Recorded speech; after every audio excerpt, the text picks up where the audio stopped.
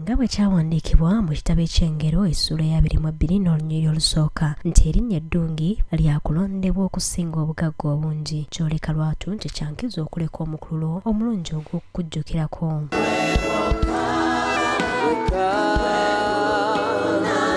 Mu kubuulira kw'olunaku olw'eggulo omusumba omukulu w'ekkanisa ya Gospel Makerere Fred Wantaate obubaka bwe abwesigamiza ku mulamwa ogw'okuzimba omukululo ogw'olubeerera. Title is Building a Lasting Legacy.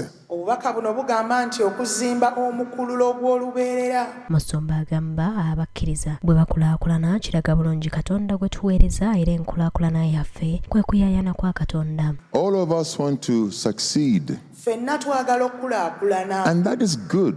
Ate kirungi. Because when you succeed, Kubanga buli lw'okulaakulana. it reflects positively upon the God you serve. Munnange kiraga bulungi katonda oyo gw'oweereza. God is pleased and glorified through your success. Katonda kimusanyusa era agulumizibwa buli lw'okulaakulana. So it is God's desire for you and me Kati kuyaayana kwa Mukama eri ggwe nange. to succeed in life. Wano okubuulira kuno akwesigamiza ku kitabo eky'ebyomumirembe ekyokubiri essula ya 26 olunyiriri olusooka okutuuka ku lwokutaano era nga wano ategeezezza abakkiriza ku kisookerwako nga banaazimba omukululo. If you want to build a lasting legacy, Singa oyagala okuzimba omukululo ogunaabeerera, find a mentor. naye omulungamya. And here's the good news. Amawulire amalungi gaagano. You don't have to find the perfect mentor. Totaaga kufuluma kunoonya mulungamya atuukiridde. Hallelujah. Amiina. Ayongeddeko nti buli mukkiriza asobola okulungamizibwa n'okulungamya abalala. All of us, wherever we are,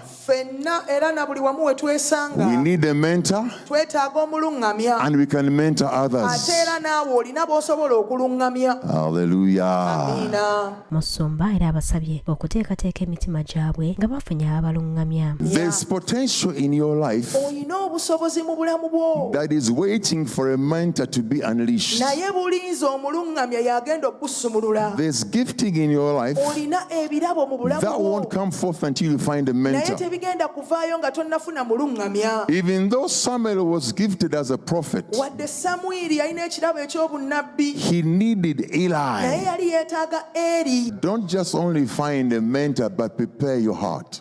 Nti tozuula buzuuzi mulungamya naye n'omutima gwo gutegeke. Mu bufu obulala ono aliko okulambika kwakoze ng'agamba nti abantu abamu basaana okubeera abaavu olw'enneeyisa gye bayinza okwettanira nga bafunye ensimbi. Sometimes I wonder, Oluusi nange neewuunya. some people are better off poor. Abamu abasinga kirungi nnyo ne basigala mu bwavu. They'll go to heaven Bajja kugenda bulungi mu ggulu when they're poor nga banaku. because they want to commit adultery. Kubanga tebajja kwenda yadde. When they have money, Naye ssente bwe bazifuna. is when they engage in adultery. Ne batandika okwendekuza. Oluvannyuma wabaddewo okusembera ku mmeeza entukuvu. Have you Okukuweereza and to be faithful. era okubeera abeesigwa. Ndi Jocelyn Nabbosa ku Lwagugudde TV agaguddewo. Tulya era nga tunywa enkya ya leero. Let us take life